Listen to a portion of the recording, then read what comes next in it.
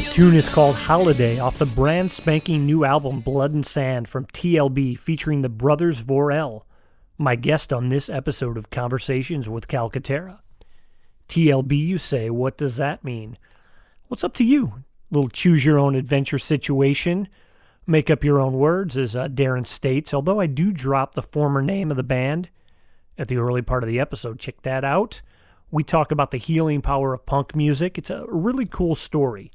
Two brothers who were polar opposites in life, but have bonded through the music. It's a story of hope and inspiration and a life of art through various mediums. Their parents were artists. They've become artists themselves, and you'll hear specifically how they express themselves through art. I had an absolute blast reconnecting with Darren and Eric, and as an artist myself, I'm inspired by their enthusiasm and their interest in my work. It's great that Darren recognizes podcasting as an art form, and I'm really happy and proud to bring you their work, their music, and talking about their art. Darren's love for cinema, his love for the Cubs. I know some of you St. Louis fans out there may boo that, but he loves baseball, he loves life, just a good dude. Really happy to know him. Happy to present his music here. The story of Darren and Eric, it's great. I really enjoy bringing this to you. I want to thank Dr. Mark Holland for his sponsorship of this episode. You can go to the show page, whether it be on kencalcaterra.com, SoundCloud, could be on now what is YouTube Music, podcaster there. Wherever else you listen to or where you get your podcasts, I thank you for listening. Dr. Holland's St. Louis area chiropractic offices are listed. If you are in need of chiropractic care, please give him a call, give him a try. What else here? What else? Oh, also want to give a shout out to the band now known as Hounds. At the time, I traveled with them and created a music video. They were known by another name. They were Clockwork at that time.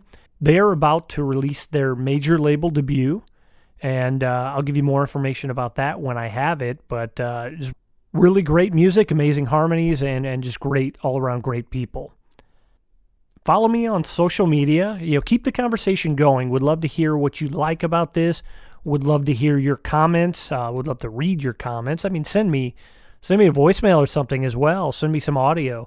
But, really, really happy, just really privileged to talk to great people, to have connected to these wonderful people throughout the years, and to bring them to you via this art form of podcasting and this podcast that I have called Conversations with Calcaterra. All right, guys, welcome to the podcast. Hey, thank you very much. Thanks for having us. Yeah, you guys have been on my list for a while, and it just worked out. It's serendipitous that the release of your new album is in a couple of days of this recording, but it'll be, I guess, a week after it's released. But let's talk about that. So you have the new release from That Lying Bitch. It's a great band name. Yeah, thanks a lot. Actually, these days we're just going by TLB, and then people can kind of make up the name as they like. We like to tell people we're called Tender Loving Boys, so that we don't offend anybody. It's punk rock, and you wouldn't believe how many people you can offend with a name like that. So we've made it a little more PC. Plus, we can't promote any of our posts on Facebook or anything like that. So all of our social media people, all of the people at the label, they always say, well, you need to have a name that we can promote. So now we're just TLB, but it's not like we weren't called that in the past. So when you first met us, we were called That Lying Bitch for sure. And that was 2014, right? Absolutely, yeah. And I was blown away when I saw you guys. I forget the name of the club there at South by Southwest, but I was hanging out. This band, they're now called Hounds, and they right, yeah. They have a deal with BMG, so they're releasing their debut. Jordan Sloan, I believe. Absolutely, yeah. Very nice guy. Yeah, most definitely. So they have their debut album with a major label that comes out November 13th. And very talented guys. I can see why. Absolutely. Great harmonies, great dudes. So yeah, seeing your show, we went and saw a band called Color of London, and their lead singer is now huge in the country world. And what I love about shows when you go, I think they were opening for you, and then of course Jordan and the guys were like, okay, this other band, because they knew of Tom, and so it was like, let's check them out. And I had my camera, took some photos, but blown away. It was just the energy of that show was incredible. And video too. You took, oh, that's right. Which we're grateful did. for. Yeah, we're grateful for that because we have that online, and we can always kind of go relive the glory days of South by Southwest 2014 now. Absolutely, absolutely. So let's talk about this new release from TLB. Yeah, thanks. Of course. Yeah, it's our second record. So it's funny. It took us about like 7 years to be like, okay, let's make a second record. Because that first one was kind of coming together, but then it was like, well, we play a show and then we do this and that. And then the Plain White T's, which Tom is the drummer of our band, he's the singer of the Plain White T's. So of course they get busy and then we kind of have to go on the back burner. But with the pandemic, it's been amazing almost because of the fact that we have all the time, like they can't tour. I'm not saying that's amazing, but it does allow us the time to do this. So we recorded this record during the pandemic. It was the weirdest experience of our lives. I mean, all of us in masks and all this crazy stuff. But because it's three chord punk rock, we were able to write these songs and, you know, package it up and have it ready to go in as little as 3 months here. That's fantastic, and you have a vinyl release as well. So that's right. So that first record that we put out is going to be on vinyl, and Blood and Sand, the second record, will be on vinyl at the same time. Very cool. And then how long have you guys been playing together? I mean, Eric, you're the older brother. So did you, Darren? Did you get your influence? Was he an influence for you? Oh, for sure. You know, I think it's actually me who started playing the music because I was like so into Nirvana, you know, like everybody else my age. And I think then Eric kind of was like, oh, I'm into this stuff too. But he took guitar lessons first, so I got to give him that. And then he kind of just didn't pick it up again, you know, and then Nirvana came along and changed all of our lives. So we kind of were in tandem at that point. And I joined his band first. He came back, he moved to Florida for a little while, came back, and then he was like, let's do this band called Backdrop. And I said, okay. So I sang harmonies and played guitar as the second fiddle in that band. Yeah, pretty much in a nutshell. And that's cool, being able to play music and create music with your brother. Yeah, it absolutely is. You know, to be honest with you, we didn't have that great of a relationship up until about 2016 because I'm just kind of like notoriously an asshole. I still am, and I don't mean to be, but I get like that because I just like when I get involved in the work or stuff like that, I tend to it just comes out. So Eric was like, "Well, look, you got to start being nicer to me." So in 2016, we played the House of Blues in Houston. And he and I took a couple days beforehand to kind of do a bro trip, and we went to NASA, and I think since then we've been better friends, you know? That's fantastic. So do you think? That's your. I mean, I know you got to ask him, but yeah. That's your perception, Darren. Mm-hmm. What a closed off little world he has. I do, especially right now. I mean, I'm alone over here in Chicago, so I'm in the middle of the city, and I tell you, I have not been out very much because I have very bad asthma, which is, I guess it's funny to say that as a singer, but I have notoriously trouble breathing all my life, so I'm very afraid of getting this thing, you know, just in case. Ken, I've been calling him and calling him and calling him, and he hasn't called me back one time. now I'm finding out he's got his own. What isn't this kid doing over there? So now I'm starting to understand why he doesn't call me back anymore. I thought he was just being mean, but you know, he's very dude. I am being mean. So looking at this release, of course, with COVID, we can't do a lot of things that we're used to. So it's kind of like you said, it's maybe a little bittersweet there. You're able to record the album and get all that going based on schedules, but then you can't have a proper release party. But you are doing something pretty cool virtually. Talk a little bit about that. Yeah, for sure. So, I think people are finding a way. Like anything in life, you kind of have to just kind of adapt to what your surroundings are. And so most people in music, I think, are. Obviously, this is a huge bummer for a lot of the venues in Chicago that we love. And so, we would love to do this at one of those venues. it's just not possible to have a crowd in there. So we're trying to do this, at least in the meantime, on our own. And we've got anybody who ordered the vinyl either digitally or if they got the vinyl, we're going to do an exclusive show November 1st at 3 o'clock. And it's going to be me, Eric, and Tom, socially distanced, and just have some fun, have some beers and have us three perform for anybody who bought the record. And so that'll be like the first release. And then we're hoping the second release can be a bigger deal. So, if it has to be virtual, then maybe we can at least get inside one of those venues and charge some money to be able to help the venue and, somehow have cameras in there and that kind of a thing to make it just some more of a live thing. Cause this one we're doing in November 1st will be acoustic. Oh, very cool. Very cool. I haven't seen you guys acoustic. Yeah, it's fun. But the thing is, we don't know if we're going to blow out the speakers of the live stream and stuff. So, there wasn't enough time to really figure it out professionally. And that's why we're going to do a second one that's more open to the public. Oh, very cool. Very cool. And I'm loving what I'm seeing on Facebook with you guys. Your banter back and forth is hilarious. And one of the notes that I made, Eric, was talking about, he said, watch me attempt to rock all the songs I have no idea how to play. Right. I really don't know how to play any of the songs.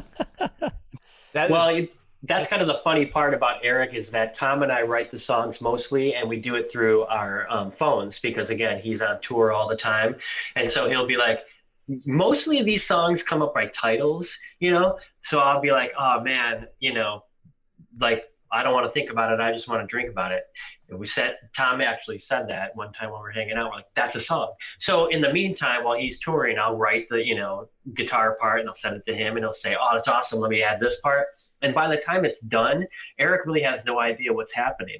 So he comes to the studio and we're like, hey, we demoed. Okay. So Tom did his drums, sent them to me, and then I put them in Logic, and I did some guitar. And at the end of it, we're like, yeah, it sounds pretty good, So of course we send it to Eric, and I don't think he listened to it. And he comes to the recording not knowing anything about any of the songs, which actually turns out amazing because when you hear the record, it's got so many cool little, like you said, all the warts and all. That's our record.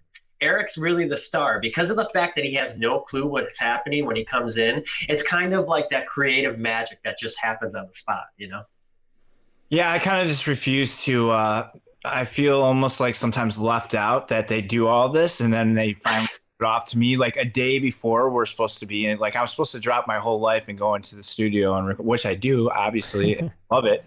But there is no time to go over the songs because they literally drop it on me the last second. And then I'm just like, all right, let's just do this. So I gave up on like actually learning the songs, and I found that going into the studio is literally just the best way to kind of like almost be like, F you guys, you're going to get what you get. Yeah, that's pretty much how it goes. That's true.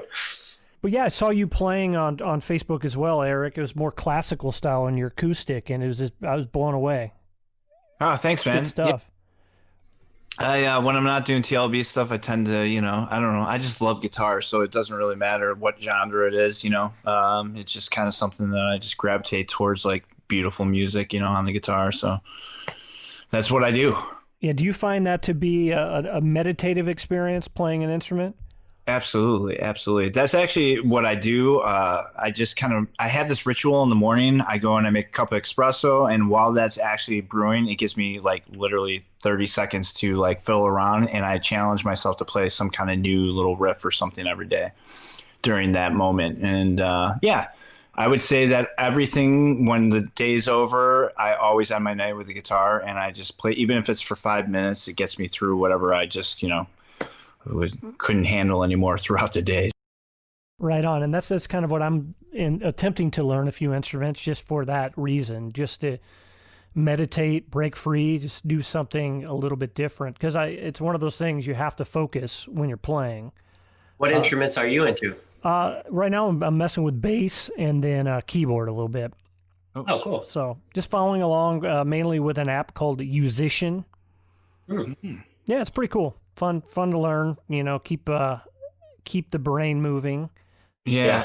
A little bit I can play a little bit of everything, but one thing I wish that, I would have done early was learn how to play piano. I think a lot of people do. Yeah, I enjoy the keys. It seems like even when I'm just noodling around that it sounds like something. Yeah, piano is one of the most beautiful instruments. And Darren, do you play piano? Oh no. It's kind of funny because I kind of don't really care too much about the instruments. I don't know why. I just never really got very good at a guitar. So like I can play and I can write songs on it and stuff, but that's I guess why we're in like I love all types of music, but I can only really play like punk rock music. So because it's 3 chords and it's easy. Well, as far as writing lyrics, I mean, you're great at writing snappy titles and fun lyrics. And it's almost what I've seen, since I've known you is like a lot of artists come up with, or here's our new album. It's almost like, here's my new band. You've been in so many different bands and, a lot of cool punk rock music. And I enjoy the work you've done with your band, The Scissors. Oh, thanks very much. Yeah, I think, for me, I enjoyed that band was so serious and because it got like real, we have a major label looking at us and, by the time that all started to happen, like everything kind of fell apart. And so this band for TLB, we just kind of take it as it comes. And it's been the most fun we've ever had. And we already have like 3 songs written for the next record. It never is something that we ever want to stop doing. We finally found that sweet spot of people we want to be in a band with that understand us the same, like we understand each other the same way. And after, playing in the Scissors for, I was in that band for so long. So after that was over, I thought maybe I'd never get another chance to play music again. So that would explain me doing all these projects, because any chance I get to do something that I find interesting, I'm not going to just do it, but if I get the opportunity to do something that's interesting and that will afford me the ability to continue playing music, I do it. I jump at it for sure. That's cool. And you also had a band with Chris Mason, who I saw years ago open for his friends of mine here in St. Louis. I think there was a club here called Mississippi Nights, which was really cool. And now it's like overflow parking for a casino, which is a travesty. But when he was in Super Happy Fun Club, correct? Yes. Yeah. That's correct. Yeah. What a fun band that was.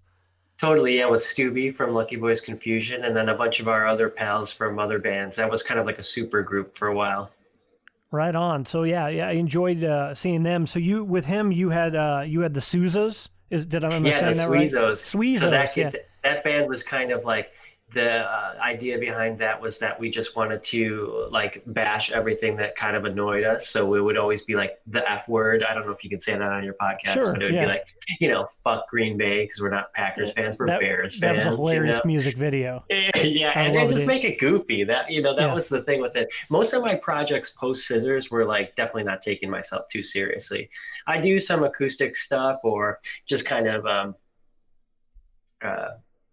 solo stuff for that, where I want to like maybe have more of something to say. But when I do stuff with friends, it's more fun to just kind of make jokes through music, Very cool. And Eric, is your style, you more serious player, or how? Where do you fit into the whole mix as far as what's your level of funness?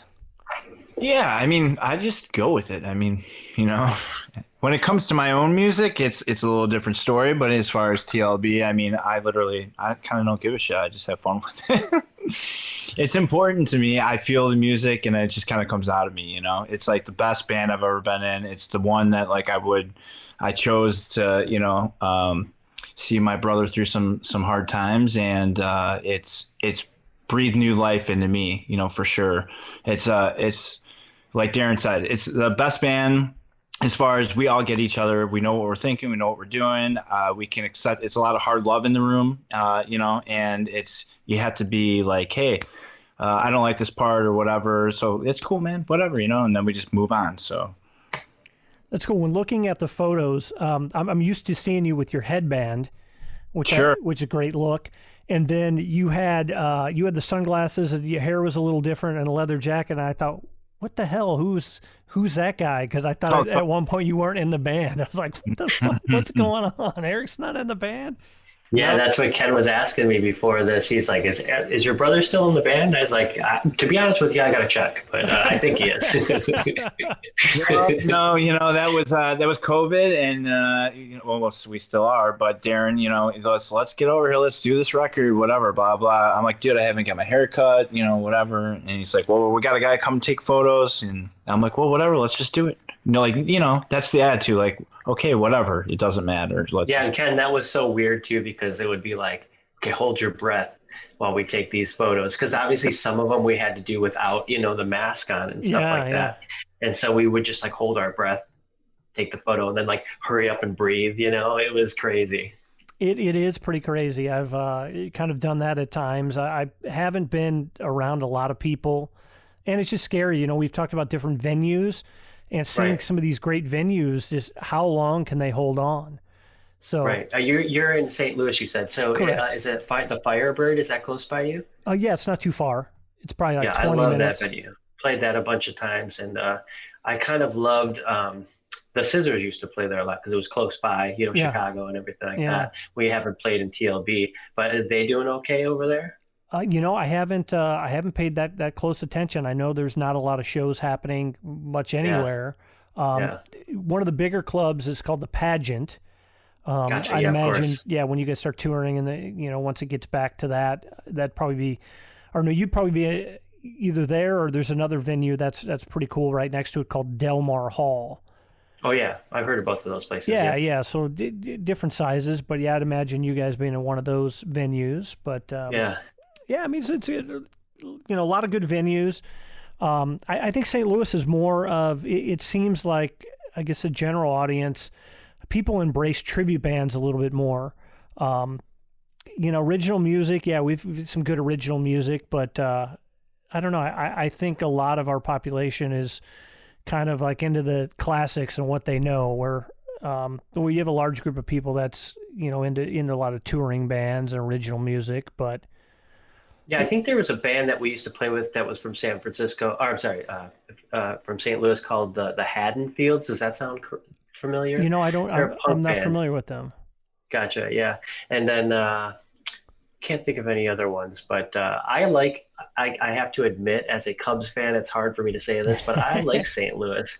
I mean, I really like the fact that like all the buildings, like you guys won't tear it down, and that's what I love about like that old brewery that's there. It starts with an L, I believe. The Limp Brewery, yeah.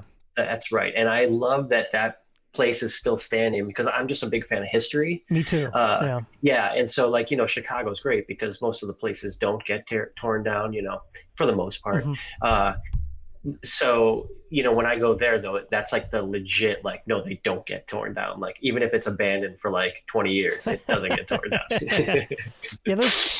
St. Louisans are proud of their history, and so sometimes we live a little too much in the past. But it's a big small town, but it's a good place. It's a good place. Yeah, if you sometime you'll have to make it in town, we'll go see a Cardinals Cubs series. I would love that, man. So yeah, definitely looking forward to the day when bands are touring again, when we're going to venues and all that. But at this point, let's just talk a little bit about your influences. So being playing punk music, but liking Nirvana, it seems like in that era of the early to mid 90s is when you really embraced playing music. Who were some of the bands that have influenced you guys over the years? Eric, you want to go first? Sure. Well, to be honest with you, like Darren is really like the music guru. Like, he's really deep with history. I got into music a little bit later, and actually because of Darren, I got into music more, I would say. But Nirvana definitely was the first band where it was just like at the right age, right time, and everybody was, full of piss and vinegar basically. And I just remember that kind of like sparking everything. And then as we traveled into time a little bit, started picking up some instruments. It was like a lot of Chicago bands, like Smoking Popes were definitely hands down, still to this day my favorite. I don't know what it is about Josh Cater and his voice and just the way that he writes songs. It just really, really pushed me over the edge. But yeah, for me, I would say those were my two top inspirations for sure. And that's pretty cool that that you were able to get into music later in life, and that you are enjoying it and playing professionally, with TLB. That's fantastic. Yeah, I think it's kind of the secret to the whole thing. I kind of like that I don't know that much about music. I kind of feel like that it keeps me, it's my voice. My voice is definitely unique. I have my own voice, my own style of playing, and I feel like that's something I'm kind of proud of. If I would have followed along and just learned everyone's songs, I feel like, it probably wouldn't be the same scenario. Mm-hmm. Well, all the greats, I mean, that's one thing with the recent passing of Eddie Van Halen. He talked about that, was that he couldn't really play other people's music, so he developed his own style. I know The Edge with U2, just that whole band, that was kind of their motif, was that, we can't really play other people's songs, so why don't we just figure it out and we'll play our own, and just look at the originality that they've come up with. So, Sure. So that's cool, man. I dig that. And how about you, Dan? Yeah. Yeah, for me, can you hear me a little bit better? I switched to the MacBook Pro microphone. Yeah. Is it better? Okay. Yeah, it is. We got to start over now. Yeah, right. No, sorry. No, we're good. Darn it. We're good. But yeah, like I said, I've got this going, so I'll get that to you. Cool. So Ken, to answer your question, I love all kinds of music. Like, there's stuff in my past that have definitely influenced this band, just like for sure the Ramones. I always loved a local band from here called Screeching Weasel, which now is, I guess, located in Wisconsin because the lead singer lives there. But it was always like, that was the Chicago punk band that I loved. Green Day, of course. Mm-hmm. And then, all the Lookout Records bands in San Francisco, which would include Green Day, but also like, Rancid was on Lookout Records, and the Screeching Weasel, the Queers, and that really encompasses, with the Ramones, this band, TLB. Now, my other influences, wide, man. I love music so much. I listen to oldies all the time. I'm definitely into a band called Murder by Death a ton. Like, I love that. I don't know if you've ever heard of them. I have not. A beautiful band. Every record they do, I always buy the vinyl. Like, I'm a big fan of like the bands that I really care about, making sure that I buy something from them, a t-shirt or the vinyl, and really try to support them. Yeah, that's cool. I haven't, a friend of mine gave me an old turntable, and I tried replacing the cord, so I need to do that. I haven't really gotten into vinyl, and it's one of those things, I don't know if I want to go down that rabbit hole. It's tough. Yeah, because then all of a sudden too, you have like a bunch of stuff in your place, and you're like, oh God, like, when does it end? I'm just gonna have to amass my music collection. I just threw out all my tapes back in the day. Yeah, I still have a lot of CDs, a wall of CDs, and it's just so do I. So much music that I love. It's like, where to start. So, I mean, definitely collect bands of friends and things that are, have more of a meaning. There's more of a connection there. So I'll go to an indie show and, pick up some vinyl just to take something home. So I like that. And I'll just have to figure out maybe at some point getting a turntable and setting all that up.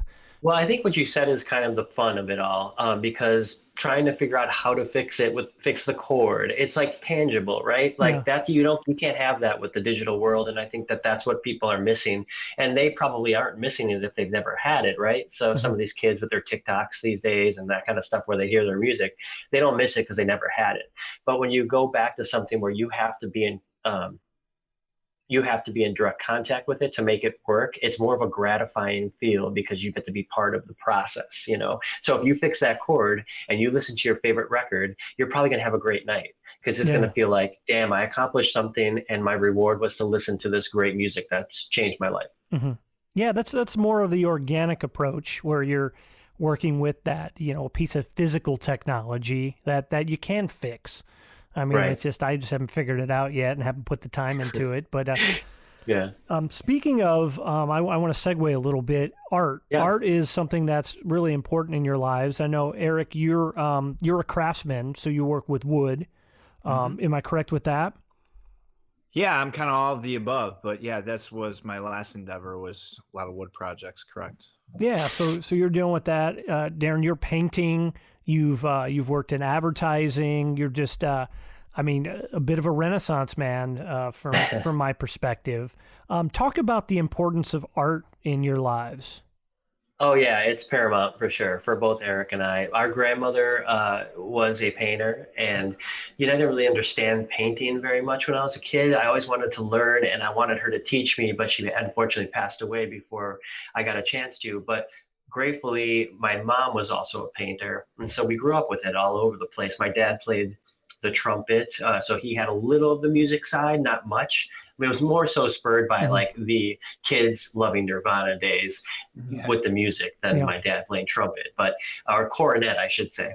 But the art for sure came from the women in our family, and I was good at it. I was really like, for the once in my life, I was good at something, and so I kind of went down that path, but then you don't make any money at it, right? So you kind of give it up and you find the real job. But I knew I still wanted to be in art, so that's the bands kind of took place, and you get to do the flyers and all that stuff. Really is still art, but it's not like painting. It's not like in a traditional sense.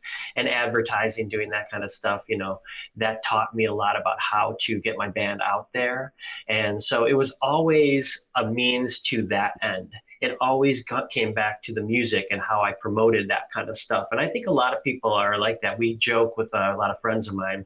A friend of mine that actually does art for a record label in LA. We always joke about the fifth band member is always that one person who can put together the flyers and the art and all that kind of stuff. That's like the jack of all trades that you need to have, Absolutely. And then Eric, for you growing up, do you paint as well, or what are your mediums? Yeah. Well, I would say basically, I do, like, again, I'm like kind of like a jack of all trades. I like everything. It's pretty much inspiration for me. I get bored real fast, so I need something to move on to. But I would say my favorite thing to do would probably dive deep into music more than pick up a paintbrush. I think I do art sporadically, where Darren's pretty much lives and breathes it. But yeah, I would say that my painting is basically more into guitar and music and stuff like that. Okay. Well, Ken, let me ask you this. Yeah. Why do you do this podcast? So I do the podcast, one, because I appreciate art, and I'm just amazed by the talents of so many people that I've met. And I want to share that. So if South by Southwest, when I met you guys and many others, it's just like, wow, I'm blown away by this work. I want to share that. And as Eric said, I have many different interests. So this just allows me to think about those things, whether it be art or film or graphic design or business. And it's a good way to connect with people. So when it's you're a great doing networking. This, I mean, and I love that. I love all those reasons for doing it. But when you're doing it, this is your art. So do you find yourself forgetting about your troubles when you're in this mode and working towards, getting a good interview or things like that? And if the answer is yes, that's why I do what I do. And I think that's why Eric does what he does, because literally everything is so daunting. The world is just that way. Yeah. There's a lot of weight that you carry around, and it's not, nobody is immune from that. But I find all of these things that I get immersed in, I don't have time to think about anything that really troubles me. And that's the addiction behind the art, because it's happiness in the work. Yeah.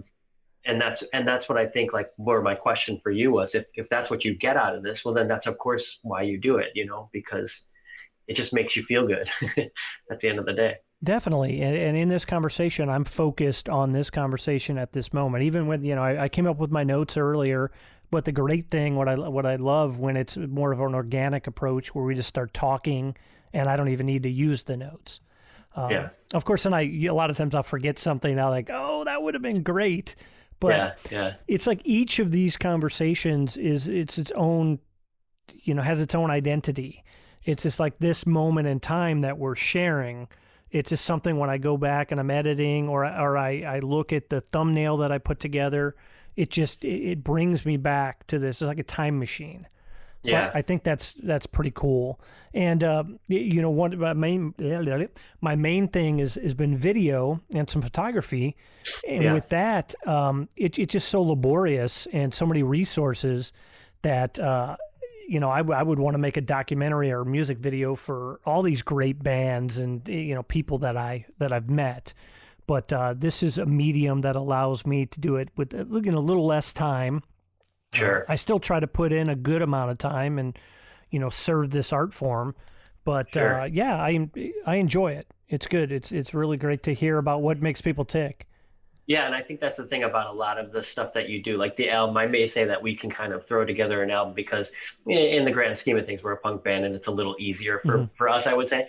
But it still takes a lot of time. There's a lot of people's time that goes into it. And I think when you put together something beautiful, whether it's music, whether it's art, or it's a podcast, people don't see the hours that go into it because that's not the point. It's supposed to look like magic. It's supposed to connect to them without them understanding any kind of hard work or any kind of struggle getting to the final product. That's the point. The end product should be beautiful and you should understand it right away, however you want to take it in. And being an artist too it's not just painting something, it's like there's every single person I believe is an artist. It's just, it takes different forms and different shapes, landscape, and their tools and whatever, and sculpting yards and whatever. And there's different art. It's what you find beautiful in the moment of something you're creating, and I think everyone that says, oh, I want to draw, but I don't know how to draw, well, you don't have to learn how to draw or learn how to paint. There's plenty of other ways to be very, very artistic, Or who's to say it is art, who's to say it's good and what it's not. But I agree with you. Like, can you imagine, I don't own a house, but one day I want to, and I want to sit on a porch and watch, look at my yard and say, holy fuck, that's so beautiful. I'm inspired by that. I have my coffee, that would be me enjoying a work of art, somebody's art. Yeah, well, fuck, you can have my house. I don't want this. I want to live out of a truck or something. Yeah. Well, yeah. My sister, she has been, she makes these cookies and just decorates them really cool. Like she just did Sesame Street for somebody. And the detail that she put in them, it was just really cool. And she really focuses and zones in on it. She's in the zone when she's doing it. And so, and she's really good. That's her expression. So, I'm really proud of her with that. And again, who's on the other end of that? Who's enjoying it? It's always somebody different every time enjoying the art. And then also the extra added bonus of being able to taste it, like sometimes with our music, that's all you can really do is hear it, or feel it, but you can't really taste music. So like anytime your senses are involved that way, it's a different experience. And just in creating something where you look back at that period of time and there's something to show for it. Whether, it may be if you make a table that somebody buys, you'll still have a photo and you'll still have those memories of that experience and what you put into it. With music, it's always out there. We can go to Spotify or whatever streaming service, or go to your Facebook and that art is there, and that art will outlive us all. Yeah, and I think. Sorry, go ahead, Eric. I was just gonna say the most special part of art is that when you hold something in your hand that you bought, let's say you bought a painting for $500 or something, like there's so much spirit, energy, and love that goes into, or maybe even hate, whatever, it depends on what they were painting. But you know what I mean? That you're holding on to something that's, again, tangible. That's also that you're like living in the moment of somebody actually like was living out their life on this piece of canvas and kind of like dreaming up something or whatever it might be. It's a moment that was created. And I guess what I'm trying to say basically is that art, do you understand what I'm trying to say, Darren? Can you help me out here a little bit, what I'm trying to capture with this? I kind of zoned out for a second. I think really Scratch that one. That's a piece of somebody's soul that's in that artwork. Exactly. I think that's where you're getting at. That's what I'm trying to get at. Yeah, you're living, like there's so much love that goes into something, and when somebody purchases something, sometimes they just either look at it and they're like, oh, that's really cool, I want that, or they really just see like something in that painting that, you know, that they see in themselves that that artist was trying to portray. And I think that is the beautiful part of art. Absolutely. Segueing, talking about art, Darren, you are in the process of releasing, you have a podcast that's about conscientious living through art, through creation. Talk about that project and what'll be coming up from that. Yeah, and by the way, Ken, thanks a lot for allowing us to talk about some of these projects. We appreciate it. Oh, absolutely. Because it is fun to talk about the stuff you're doing, and I find that all of a sudden, like, I haven't talked about this. Eric doesn't really even know about it, and it's nice to be able to be asked a question. So I appreciate that. Yeah. Breaking news. I try to break the news here on the podcast. You thought Eric and I were close. Guess again. But yeah, no, the issue with the podcast is I've always wanted to do that. I love what you guys do. I love hearing the same way you explained it, like hearing people's stories, why they do what they do. And so, you know, I'm not an avid podcast connoisseur, but I do have a few that I listen to. You Must Remember This is one, because it pertains to old Hollywood and sort of the secrets that are in it, you know, which I love because I'm kind of a film fanatic. Yeah. But I like that stuff, and I have a friend who this year has sort of helped me before the pandemic. I've had a few soul-searching kind of years in my life where I'm trying to get to like a little bit more happiness, and so that's kind of the point about conscious living. Is I wouldn't say I have a problem with drinking, but I definitely wanted to cut back. So today actually is 9 months of me not drinking, and it's not like it was really inhibiting me, but I wanted to see like what's life like. I drank my ass off for, you know, all these years. What would life be like again if I didn't? And so he sort of helped me with that and find a way to set myself up a little bit more for success. Okay, because you know those hangovers take a long time to get through, and you're wasting your life that could be spent painting. And so I always said, if I had the time, what would I do with it?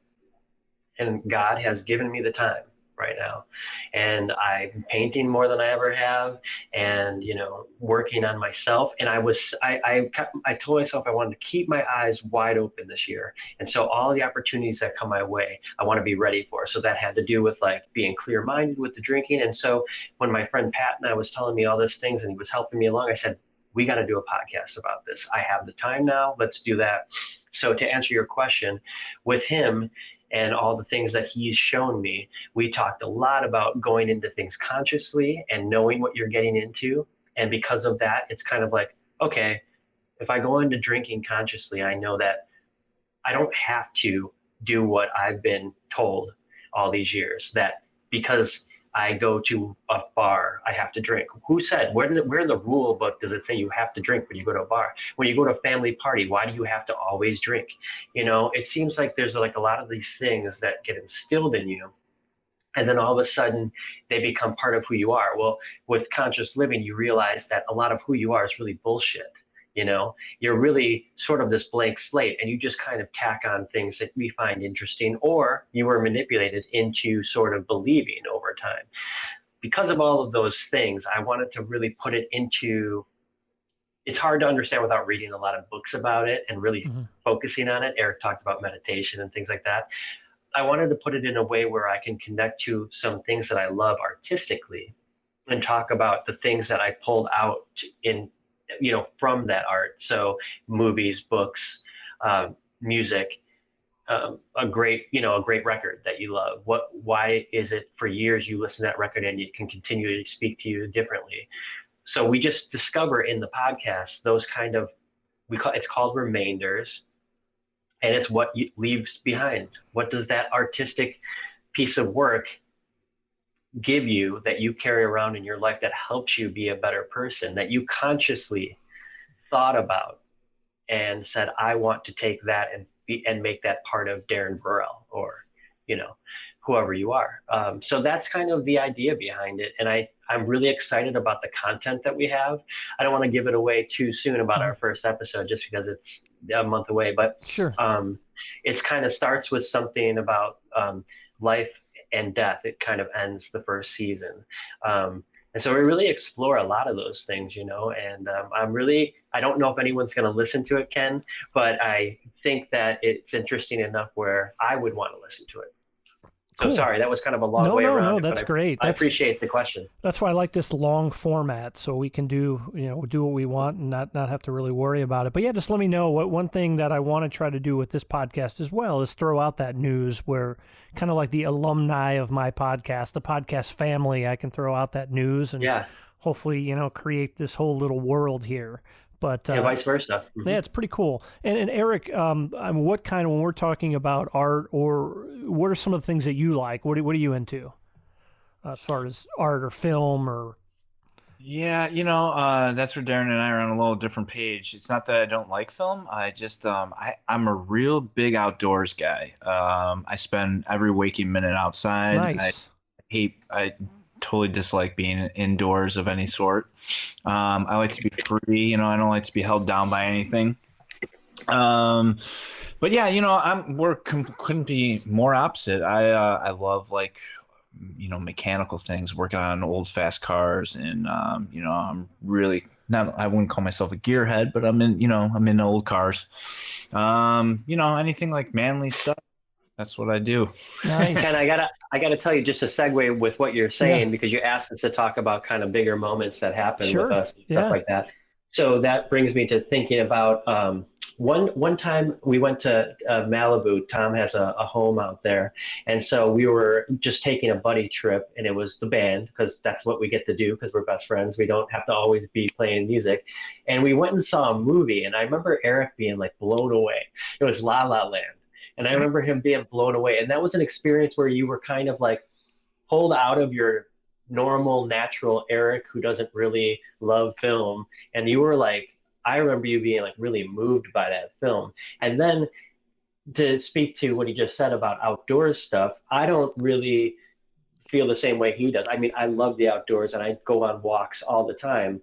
But like right now, I've been inside freaking 8 months and I don't really go outside much. But Eric was like, we got to go ATVing. So one day during this crap, we got on ATVs, social distance, and did this whole beautiful path right when the leaves were starting to change. And it did so much for me. I don't even think I told him this, but it's something that without Eric kind of pushing me to do that, or saying, here, let me share something that I love to do, I wouldn't have done that.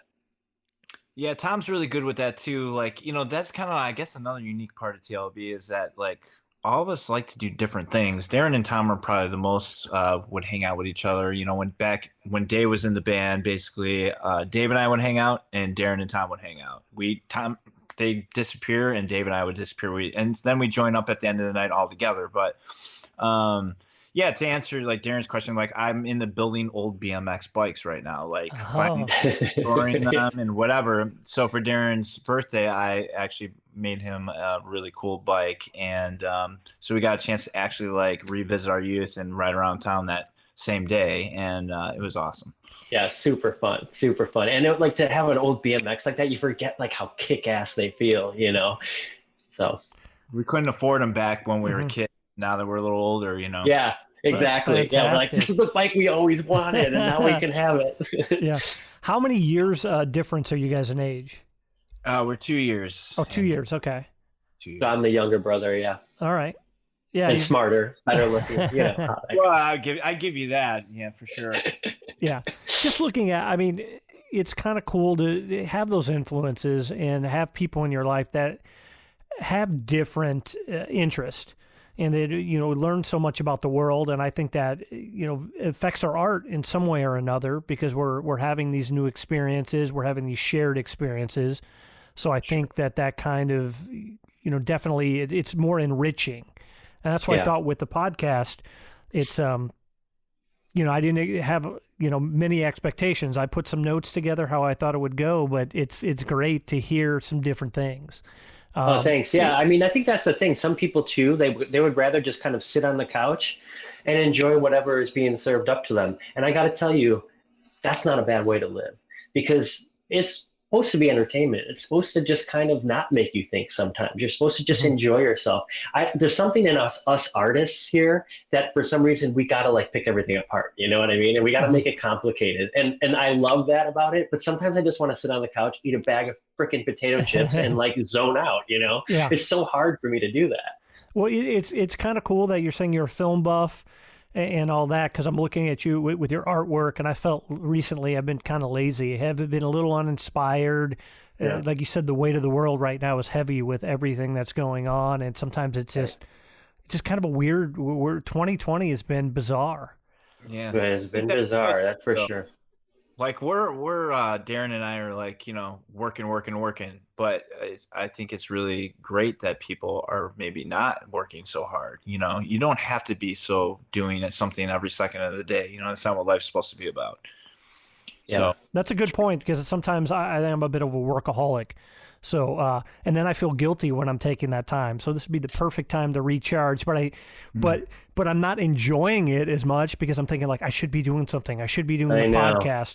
sure. And then, you know, but then you just kind of let the universe, just let that energy come through. And it was kind of cool with social media sometimes can be that outlet. And so I had one podcast and another friend reached out like, oh, this is great. Can, we've been talking about it. Let's do this. And then at one point I commented on something Darren had posted, and, you know, he put a comment and I was like, yeah, let's, you've been on my list. Let's do a podcast. Totally appreciated that too, because, you know, for us, when we're doing this stuff, obviously we would love people to be able to find a way to know more about it. And the same with us. I'm like, I'm not sure where to go, who would be interested or whatever. So when you did that, I was like, yeah, right away. This would be amazing. So, and again, we've known each other, you know, through these different like circles, but just never done something like this. So this is a nice way for us to get to know you, you know? Oh, absolutely. Yeah. I think it's a good format for that. And that's another reason why, you know, like I said, just that connection with people. I can learn more about your art. You can learn a little bit more about me. It's good stuff. Yeah, I think that's kind of like the cool part about podcasts or just anything like getting out. You know, you never know when you're going to see someone down the road or whatever. That's what's awesome about meeting new people and getting to know people and kind of getting out there and networking a little bit, because it's like, all right, now here we are a few years down the road and now we're catching up, and this is great. So Eric, as far as, so you like, you're not a gearhead, but you like working on, mechanical type things. What kind of cars have you been working on? Well, actually, we have a 66 Impala SS, and we've used that for some multiple videos and stuff with Darren. Darren used it for a video with the scissors. And so that is basically the main car that I work on. Oh, very cool. And then how do you go about, have you guys, well, I mean, now it's not a great time, but do you have plans for some videos for the new TLB record?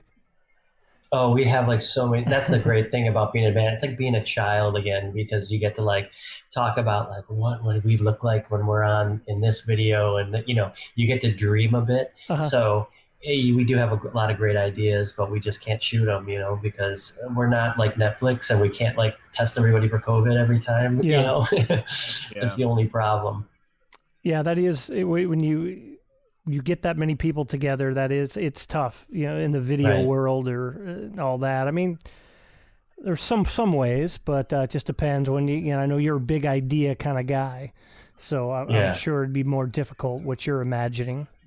No, it's not just that too. It's, because I have a few people around here that we collaborate with, and I know that they're struggling right now too. And this music and art is a little economy of its own, because you can help out, you know, the person that's going to be recording the video and throw some money that way. And, we obviously made vinyl. We spent a lot of money to be going to the vinyl factory, which I feel good about whenever we're able to do that kind of stuff, because it's artists supporting artists, you know? Yeah, I hear you. Do you guys, so you love the video process. How about you, Eric? Do you love the process of making music videos? Absolutely. Yeah. I mean, it just kind of ties back into the art thing. Anything where you can create and dream something up in your brain and then deliver it, is like kind of the point. So, Yes, absolutely. Love every minute of it. And it's disappointing that, we have all these great ideas and we can't bring them to the public, and see it through. So, but eventually here at some point. Yeah. At some point, at some point we'll be back to where we can do things a little bit more normal. Maybe not what we're used to, but yeah. Well, Darren and I always talk about it, and it's just like, put your head down and do what you love. Turn off Facebook, for the most part, and all of the social media, and just focus on being happy and making anything that you like. And when it comes around, and you'll be ready for that moment. Absolutely. Yeah, the last thing I wanted to talk about, I know this is not your thing so much, Eric, but just talk a little bit about a few of the films. I know you're into some Criterion films, Darren. What are some of the films that you just love to watch or love to share with others? Yeah, big time. So again, there'll be a lot of that in the podcast, but some of my favorites. This is probably going to be an obvious one because I think I wear it on my sleeve, but Alfred Hitchcock's Vertigo is my favorite movie of all time. And there's a little difference between Tom and I. Like, we always fight about that because he'll be like, oh, Citizen Kane. And I'll be like, yeah, Vertigo, And he also, I have a feeling he won't even like this podcast I'm doing because he's one of those guys that's like, I don't want to think too much about all this stuff. I just want to I want all this stuff to let it happen to me. We have great discussions about film, but he's like, don't dig so deep, that kind of guy. But as far as films that I really just can't get enough, some that have like stuck with me over the years, Cinema Paradiso. Have you ever seen that? I have, yes. Beautiful film, makes me cry every time. I refuse to watch the alternate ending because I don't want to know any other ending than the one that is in that movie. Yeah. As far as Criterion right now, like, there was a movie that I watched called Higginson. I'm not probably saying it right, but it means witch in Danish, and it was a film from 1922, silent era. And it is so beautifully done and so haunting. The Criterion, a little bit earlier in this year when it was really cold out, like January, February, had released a German expressionism kind of like silent era films, and holy crap did I consume that so hard. It was just so it's like scary. I love scary stuff, I'm a huge fan of Dracula and that kind of stuff. So, and then the silentness of it all, like where you have all this expression happening to tell the story, was even more like terrifying, So it sounds like you're into film. Oh, absolutely. Do you have Criterion? I do not. I have many discs from back in the DVD age of some Criterion collection. One film that I have a version of Nosferatu with music from Typo Negative. Awesome. I have not watched that in years. I think I'll have to pull that out later and check that one out. But, they actually have Nosferatu on and very well preserved on Criterion. However, there's no Typo Negative soundtrack to it. Yeah, so that's pretty cool. Check out a film called The City of Lost Children. It's a French film, and it's amazing. I don't know why I have not heard of it, but I bet you they've got it on Criterion. They might, or somewhere else. But that's just one I saw in film school, and then I bought that DVD a few years after, and that's a great film.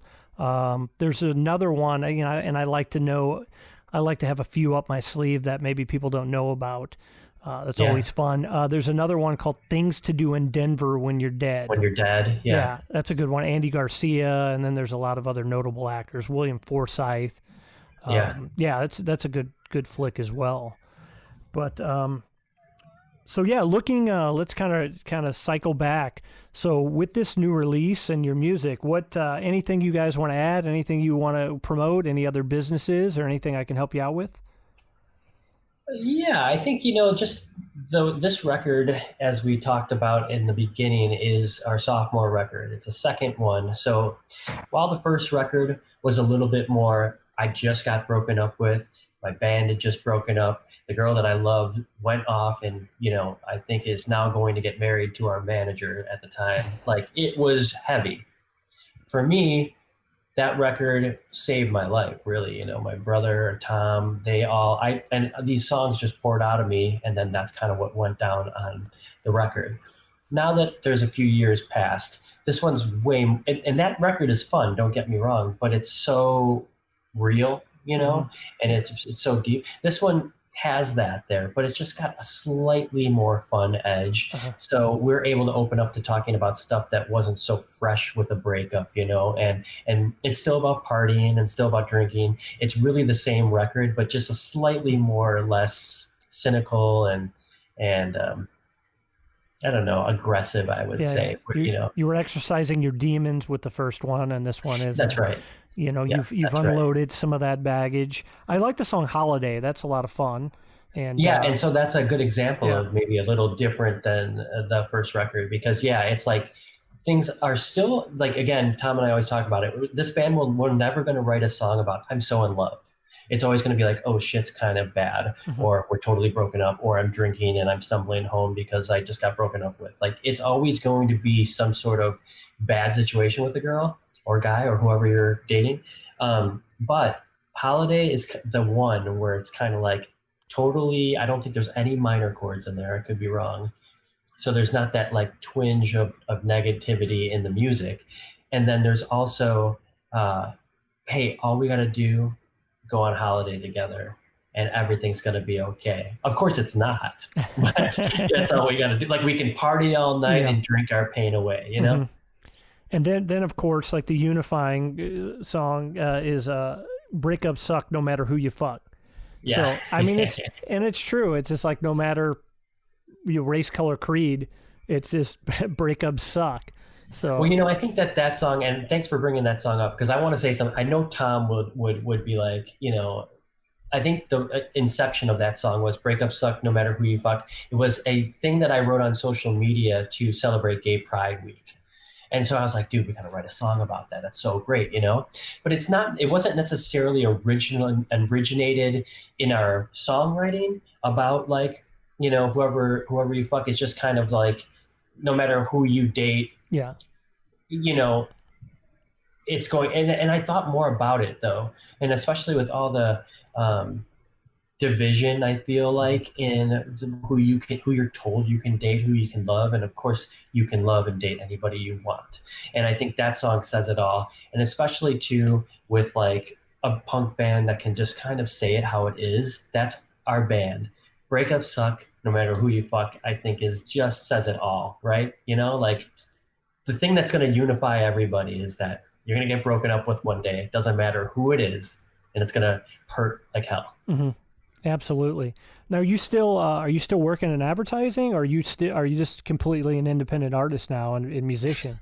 Yeah, I'm still in advertising, so I love doing that. I got to say that it's a little bit more of a harder pill to swallow sometimes, because you have to work with others, and it's more, I like the people I work with, but sometimes with like the clients that we work with, it's got to be a little bit more of their vision, and I don't really love that. So I'm not saying I'm ungrateful for the job I have. I love it, but when I paint and stuff, nobody can tell me what to do. That's why I kind of like this podcast. And you work independently, Eric? I do. I own a couple different companies, and I do basically own a landscaping company, and then I own a home decor company. Oh, fantastic! As you stated, that's a huge art form. My neighbor has his yard looks so much better than mine. He has just everything he's done with the plants, and it's just magical. And I don't know if I'll ever get to that point, but I love what he puts into it, and he's just making you jealous over there. He's an artisan. He's an artisan. He'll be the guy with his leaf blower in the wintertime at like. Ken, I got to tell you one thing. Oh, I'm so sorry. I just cut you off. No worries. I do that all the time. I get those thoughts. Yeah, it's kind of like I can see it, and then I'm like, oh, he's still talking. Yeah. God damn it. No worries. Throw it out there. All I was going to say is the fun thing for me, it's so great because of the fact that Tom's in the T's and everything. We get to go to like a lot of these parties. Like, and when we do South by Southwest, there's like a lot of bigger things that we're like get to go to that everyone's like, oh, you must be somebody to be here, right? And it's the best thing in the world when Eric's like, yeah, I'm in landscaping. Yeah, yeah. And you see him start to backpedal, out of the conversation. And we're just like, that's why this band is so amazing. Yeah. So we just get like to do that kind of shit, Nothing better than being like, you're at this high end party and they're like, they think you're, oh, you're this whatever. I'm like, no, I just dig sewers for a living. It's on the side for fun, Yeah, that's like, cool, you're man. not the guy that's going to better my career. I better talk to somebody else. But it's, that to me, that I find that the most interesting. So it's just like, that's what makes a conversation like this. It's cool. It's Yeah, cool. well, and I think that's why it's easy to write a song like "Breakup Suck" no matter who you fuck, or "How Am I Supposed to Hate You When I Love You," because I think that we are understanding of people better than, I don't know, someone who's just always had a silver spoon in their mouth and never had to experience what it's like to struggle a little bit or to go through some hardships. And I love that we can connect to people that way. That's the other thing that's important about art, is connecting to people on the level that they're at, and understand, having empathy, generating empathy for people is so important. And we get it all the time. I went through such a bad experience with the breakup, which caused this band to happen. And people always are messaging me, this record got me through something. And I almost didn't want to do this band. And Eric was like, there's going to be someone someday who's going to go through a bad breakup, and they're going to need that record just like you needed the records you were listening to. And I hear it all the time. When we were touring Europe, people would come up to me after the shows and stuff. And I was like, this is the best thing in the world that I could have ever done. So we'll keep it going, Ken. We're going to keep it going. Keep it going, fellas. That's cool. You get to experience that together. It's therapy. And yeah, Eric is definitely a wise man. So it's yeah, he is. good stuff, fellas. Well, thank you so much for taking some time out and talking about life. It's fantastic. Yeah. Thank you very much, Ken. This is great, man. And I wanted to just give you a shout out and say thanks for making sure that you're telling people stories. We appreciate it. Absolutely. I'll keep doing it, and we'll keep the conversation going.